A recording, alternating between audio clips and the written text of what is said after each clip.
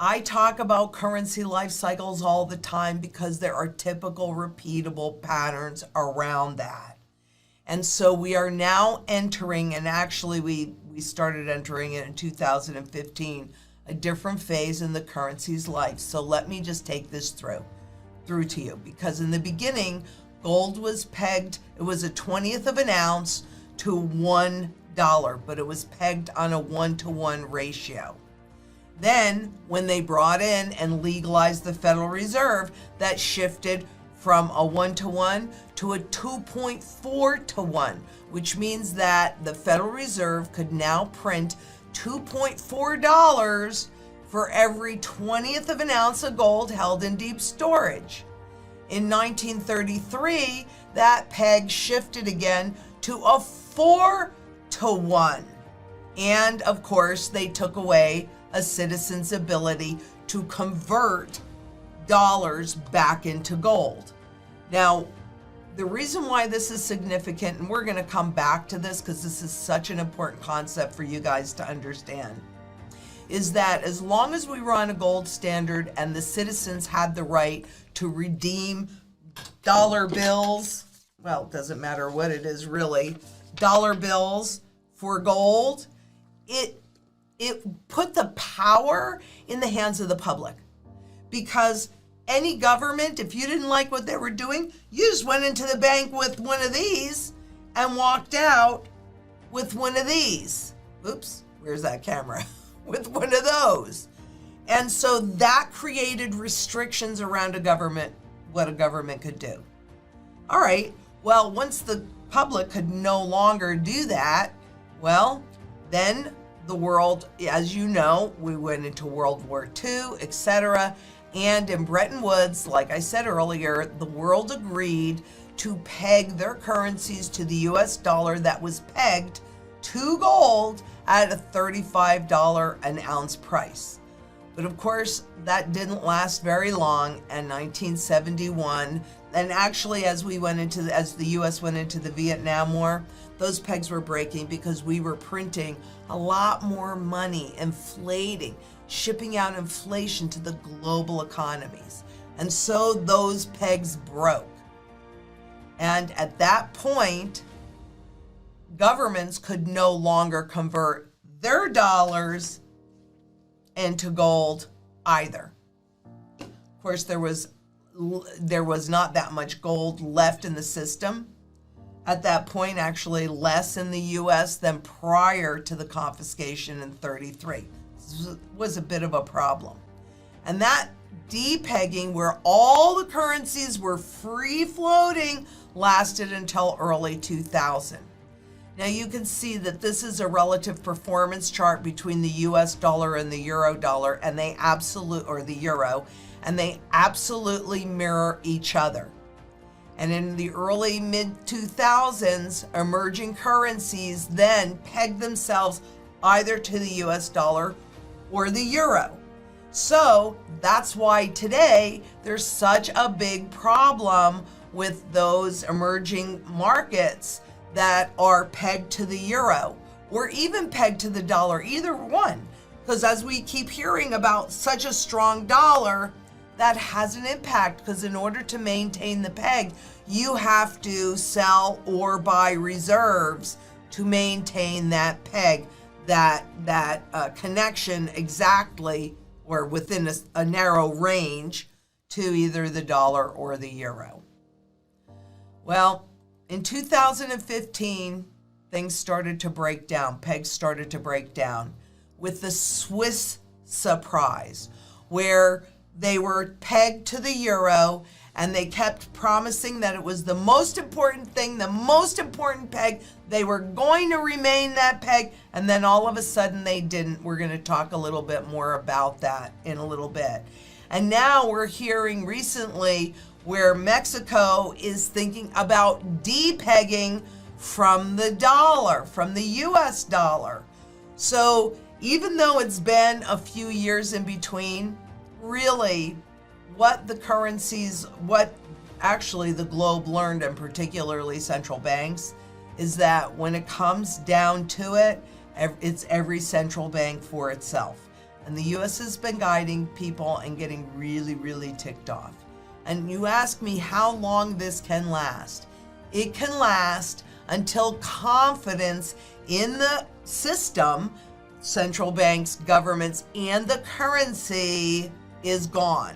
And right now we are actually sitting at the lowest consumer confidence level, like since they started tracking it ever. 1980 it was actually when it was not even as low as this. So we are getting to that point. 1980 was the kickoff of the debt-based system. 70s and 80s was the kickoff. Now we are at the end. This is not a good place to be unless you have protection. Real money. That's what has withstood the test of time. So what you really need to know is that we are in the late stage. While I can't tell you it's Tuesday morning at 8:35, it very well could be. The world is very fragile, as we're hearing from everybody, the IMF, the BIS, even, goodness gracious, even Jamie Dimon, who says we'll be in a recession within the next 6 to 9 months. It's going to be worse than a recession. Will the Fed pivot? Because that's all about that confidence and that credibility. We're at the end, and I really hope that you can see that. And we know that because the world reserves shrink by $1 trillion in record drawdown to attempt to defend and maintain those pegs. So what happens when they go out of reserves? You know, the US, advanced economies can print more money, right? But emerging markets, they have a little bit of a challenge with that. So central banks dip into reserves to defend their currencies, or really to defend that peg. That's a big, huge problem. It is a canary in the coal mine. Look at this drawdown. The biggest since they started tracking it in 2003 by a mile. Can you see how this is at the end? That's what this is telling you. That's what this is indicating. That's why you can't procrastinate. That's a choice, and it puts you in jeopardy because the whole system is breaking down. And the foundation are the treasuries and the pegs. Cracks are showing up, and those red flags will come at an increasing pace, which they are. I can hardly keep up with everything that's happening. So you need to understand that when they can no longer support these pegs, they have to make that choice to break them. Okay, if it's just one place at a time, well, you know, it's violent, and there are companies that will no longer exist, and there are people that will feel a lot of pain. But we can probably, as a whole, and the whole world, probably deal with that. But what happens if a lot of pegs break at once? That'll topple the system, no doubt. Seriously, no doubt. And what about Saudi Arabia? They're considering accepting yuan instead of dollars for Chinese oil? Isn't that interesting, considering the fact that what enabled the US to retain its position as the world reserve currency that forced the whole world to buy oil with dollars, that's shifting big time. Now, here are some of the major currencies that are pegged, fixed to the US dollar. And where the stars are, these are oil producing countries in the Middle East. And of course, Russia is the plus in the OPEC plus. I don't know. What do you think? What if all of those countries that said they would only accept dollars for oil, that's why they pegged to the dollar, because then they could guarantee their income and the stability of their currency, what if they all depegged at the same time?